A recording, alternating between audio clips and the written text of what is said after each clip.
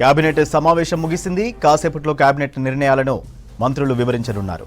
దాదాపు 3 గంటల పాటు కొనసాగిన ఈ భేటీలో పలు కీలక నిర్ణయాలు తీసుకున్నట్టు తెలుస్తోంది.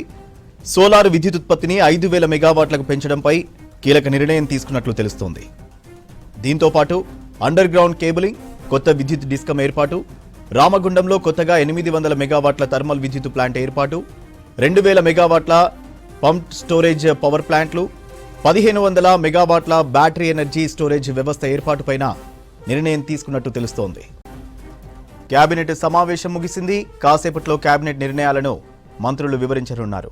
దాదాపు 3 గంటల పాటు కొనసాగిన ఈ భేటీలో పలు కీలక నిర్ణయాలు తీసుకున్నట్లు తెలుస్తోంది.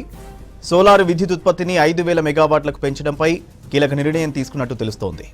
దీంతో పాటు అండర్ గ్రౌండ్ కేబులింగ్, కొత్త విద్యుత్ డిస్కమ్ ఏర్పాటు, రామగుండంలో కొత్తగా 800 మెగావాట్ల థర్మల్ విద్యుత్ ప్లాంట్ ఏర్పాటు, 2,000 మెగావాట్ల పంప్డ్ స్టోరేజ్ పవర్ ప్లాంట్లు, 1,500 మెగావాట్ల బ్యాటరీ ఎనర్జీ స్టోరేజ్ వ్యవస్థ ఏర్పాటుపైన నిర్ణయం తీసుకున్నట్టు తెలుస్తోంది.